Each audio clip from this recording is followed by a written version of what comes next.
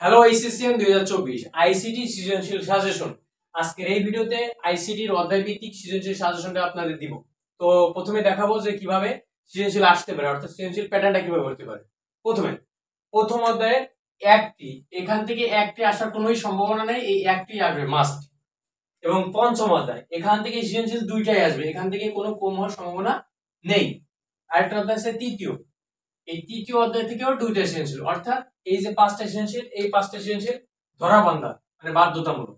আপনাদের আসবে হচ্ছে আটটা সৃজনশীল, আটটা সৃজনশীল আসবে, লিখতে হবে অ্যান্সার করতে হবে পাঁচটা। যারা ভালো পারেন তাদেরকে আমি প্রেফার করব যে প্রথম অধ্যায়, তৃতীয় অধ্যায় এবং পঞ্চম অধ্যায়, এই তিনটে অধ্যায় পড়লেই পাঁচটা সৃজনশীলের অ্যান্সার নিশ্চিতভাবে দিতে পারবেন। আর এমসিকিউর জন্য প্রত্যেকটা অধ্যায় পড়া লাগবে, অর্থাৎ প্রত্যেকটা অধ্যায় ভালোভাবে পড়লেই তুমি এমসিকিউতে সর্বোচ্চ নাম্বার তুলতে পারবে। আমার পরামর্শ থাকবে এই তিনটে অধ্যায় যারা ভালো পারে, মানে পঞ্চম অধ্যায়, কারণ দ্বিতীয় অধ্যায় সবাই কম বেশি পারে, কিন্তু পঞ্চম অধ্যায় অনেকে পারে না। পঞ্চম অধ্যায় যারা পারে তারা এই তিনটে চ্যাপ্টার পড়লে প্রথম, তৃতীয় এবং পঞ্চম পাঁচটা সৃজনশীল অ্যান্সার করতে পারবে। আর যারা পঞ্চম অধ্যায় পারেন না তাদের জন্য আমি প্রেফার করবো প্রথম অধ্যায়, তৃতীয় অধ্যায়, অথবা এই যে মানে এই প্রথম চারটা অধ্যায় পড়তে হবে।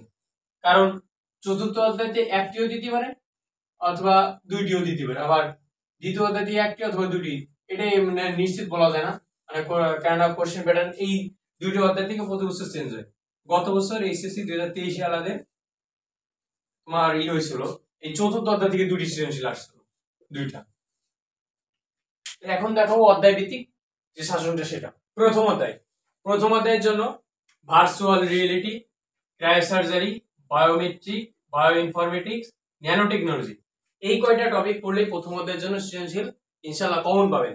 সেই সাথে এইখান থেকে এর যে বায়ো মানে ভার্চুয়াল রিয়েলিটি কাকে বলে, cryosurgery, biometric, bio informatics, nano technology, এইগুলোকে কাকে বলে এবং কত প্রকার, মানে যদি কোনো প্রকার ভেদ থাকে এগুলো জানলেই তাহলে কথাকেও অ্যান্সার মানে প্রশ্নের উত্তর আপনারা প্রশ্ন কমন পেতে পারেন। দ্বিতীয় অধ্যায়ের জন্য আছে ব্যান্ডউইথ মানে ডেটা প্রোভাইডার, যে ন্যারো ব্যান্ড, ভয়েস ব্যান্ড, এগুলো আছে। তারপর আছে তোমার মাল্টিকাস্ট, ব্রডকাস্ট, এগুলো সম্পর্কে জানেন। তারপর আছে simplex, half duplex, full duplex, এইটা থেকে একটু বেস্ট মোস্ট ইম্পর্টেন্ট। দেন আছে ওয়াইফাই আর উইম্যাক্স, আর ব্লুটুথ একটু কম ইম্পর্টেন্ট, তাও করে নেবেন। ফাইবার অপটিক্যাল কেবল, এটা মোস্ট ইম্পর্টেন্ট। নেটওয়ার্ক টপোলজি, যদি এই অধ্যায় থেকে দুটি সৃজনশীল হয় তাহলে এই নেটওয়ার্ক টপোলজি থেকে একটা হবে, আর তোমার ফাইবার অপটিক্যাল আর সিমপ্লেক্স, হাফ ডুপ্লেক্স এখান থেকে, আর অথবা এই যে অ্যাসিনক্রোনাস, আইসোক্রোনাস, সিনক্রোনাস, এইটাও খুবই একটা মোস্ট ইম্পর্টেন্ট একটা টপিক, এই টপিক থেকেও সৃজনশীল আসতে পারে। সেই সাথে ক্লাউড কম্পিউটিং, যদি এখান থেকে দুইটা সৃজনশীল আসার সম্ভাবনা আমার মধ্যে বেশি এবছরের জন্য। তো এই যে দ্বিতীয় অধ্যায়, এই কয়টা টপিক পড়লে এনাফ। এবার হচ্ছে তৃতীয় অধ্যায়ের জন্য সংখ্যা পদ্ধতি রূপান্তর, যোগ থেকে বিয়োগ, মানে রূপান্তর বলতে আছে হেক্সাডেসিমেল থেকে ডেসিমেল, ডেসিমেল থেকে অক্টাল, অক্টাল থেকে বাইনারি, এই সম্পর্কে ভালো একটা ধারণা নিতে হবে। দেন আছে এর যোগ বিয়োগ আর দুইয়ের পরিভোগ, এই যে তিনটা পার্ট, এই তিনটা পার্টের আপনার একটা সৃজনশীল কমন পাবেন, মানে সংখ্যা পদ্ধতির রূপান্তর, সংখ্যা পদ্ধতির যোগ বিয়োগ আর দুইয়ের পরিভোগ। দুইয়ের পরিভোগ তো মাস্ট থাকবে, এইটা থেকে সৃজনশীল এই তিনটা থেকে একটা পাবেন। আর যে বাকি অংশ রয়েছে হাফ অ্যাডার, ফুল অ্যাডার, হাফ অ্যাডার দ্বারা ফুল অ্যাডারের বাস্তবায়ন। দেন শিখবেন অ্যান্ড গেট এবং ন্যান্ড গেটের সার্বজনীনতা। তারপরে ওই যে গেট যেগুলো আছে ওইগুলোর মানে সত্যক সারণী, সেই সাথে চিত্র আছে, সার্কিট, লজিক, ফাংশন, এগুলো সম্পূর্ণ ভালোভাবে জানবেন। সেই সাথে সরল, মানে অর্থাৎ সরল দেওয়া থাকবে, সরল থেকে মানে ওই যে লজিক সার্কিট অঙ্কন, তারপরে লজিক সার্কিট থেকে সরল মানে ফাংশন নির্ণয়, এইগুলো মানে দ্বিতীয় যে সৃজনশীল, যে তৃতীয় অধ্যায়ে যে দ্বিতীয় যে সৃজনশীলটা আসবে সেটা এই বিষয় থেকে আসবে। আর আরেকটা বিষয় মনে রাখবেন এনকোডার এবং ডিকোডার, এটাও সেই সাথে দেখে নেবেন। অর্থাৎ এই গেট সম্পর্কে ভালোভাবে ধারণা নিলে এবং ফুল Eder, half Eder, encoder, decoder, তাইলেই তৃতীয় অধ্যায় সম্পূর্ণ ক্লিয়ার হয়ে যাবে। এখন চতুর্থ আর পঞ্চম অধ্যায় দেখাবো। চতুর্থ অধ্যায়ের জন্য ওয়েবসাইটের কাঠামো, ওয়েবসাইটের প্রকারভেদ, যে প্রকারভেদ গুলো আছে এগুলো সম্পর্কে একটু বিস্তারিত জানবেন। দেন আছে HTML, tag, list, text, hyperlink, image, table, এগুলো তো ভালোভাবে জানবেন। সাথে এই যে লিস্টের যে প্রকারভেদ গুলো আছে এগুলো একটু ভালোভাবে জানবেন।